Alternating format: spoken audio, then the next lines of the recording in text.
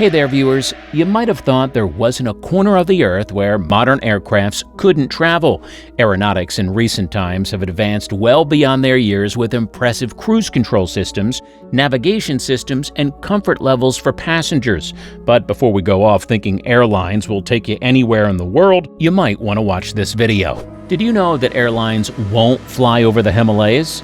It's not necessarily that humans can't fly over them, but they're usually under strict instructions to avoid mountainous terrain.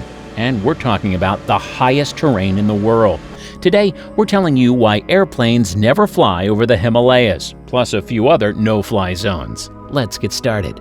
The Himalayas.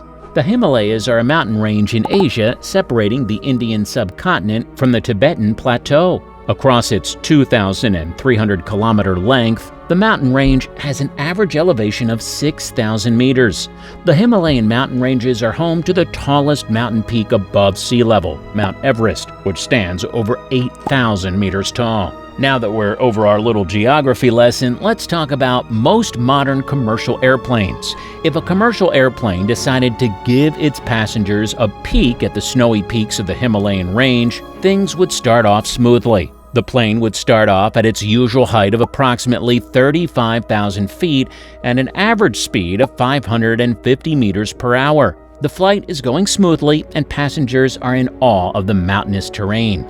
Meanwhile, in the cockpit, the pilots notice the tallest peak, the Everest, right ahead. Mount Everest stands at approximately 29,000 feet. However, it's important to understand that the tallest peak in the world continues to grow taller by 1/10 of an inch every year. The pilots aren't concerned at this point. Why would they be? They have over 6,000 feet to spare. However, just as the pilots begin to fly over the mountainous terrain, they hear a loud bang on the plane. A loud bang is a bad sign for a lot of reasons, especially on a commercial aircraft. Turns out the pilots failed to factor in pressurization values when flying at such an altitude. Something's gone wrong. Either there's a crack in the window or one of the emergency doors wasn't closed correctly. The cabin crew is quick to react, and they remind the passengers of their safety demonstration at the start of the flight. Immediately, the oxygen masks drop down and the passengers cover their mouths. However, what they probably didn't tell you during the safety demonstration was that the oxygen in the mask lasts you approximately 15 to 20 minutes. If the pressure continues to drop after 20 minutes, you'll start to feel nauseous, suffocated, and panic will ensue. We know what you're thinking. Why can't the pilots lower the plane? They had 6,000 feet to spare. This might be a good time to tell you that pilots don't actively navigate the plane once it's in the air. This isn't to imply that they don't know what they're doing, but that the plane runs on autopilot for much of the flight. Yep, that's where the term comes from. This isn't to say that pilots won't react promptly in the situation and resume manual control of the aircraft. However, a commercial aircraft usually has a wingspan of approximately 200 feet. The Himalayan range is a tricky place to navigate such a huge vehicle. The pilots would have to steer clear of adjacent peaks while steering down to restore cabin pressure. Also, once cabin pressure is breached, a 6,000-foot descent wouldn't be adequate enough to restore cabin pressure back to normal. The plane would have to be lowered down to approximately 10,000 feet to allow the passengers to breathe again. Sounds terrifying, doesn't it? But that's not the only reason why planes are forbidden from flying over the Himalayas. If you're an avid flyer, you'll know that planes aren't safe from turbulence. While some people would react at the first jitter, the cabin crew remains calm. Not only are they trained to keep their poker face on, but the cabin crew knows that there's nothing really to worry about. Turbulence might seem dangerous, but it's really a normal thing. However, turbulence becomes particularly turbulent when a plane is flying over the Himalayas. Strong winds over mountainous terrains are known as mountain waves. These waves cause turbulence so great that even the cabin crew would start to panic. Let's say the pilots are sufficiently traumatized by the flight and they want to land the plane for an emergency landing. Think and regroup. Where exactly would you land? The mountain's terrain doesn't favor much housing, commercial properties, and definitely not airports. While the Kathmandu airport does indeed have a runway, it's not well equipped for handling emergency landings. Oh, and there's no power at the station. It'd be like landing the plane in the middle of nowhere. While mountainous terrain is generally a no-no for commercial aircrafts, the Himalayas are also off-limits when you take into consideration military conflicts going on in that region. The Chinese government doesn't take kindly to commercial flights flying over Tibet. Only a few specially designed aircrafts by the Chinese government are allowed to carry passengers over the mountain range. Military traffic by both the Chinese and the Indian military is constantly going on in the mountainous range. Doesn't really make sense for a sightseeing tour in the middle of it, does it? But don't feel too bad about it. It's not necessarily that planes can't fly over the Himalayas under any circumstances, but they don't really have to. City pairs in Asia and Europe can be traveled to by taking air routes to either the north or the south of the mountains. It's just a shorter, quicker, and safer way to travel.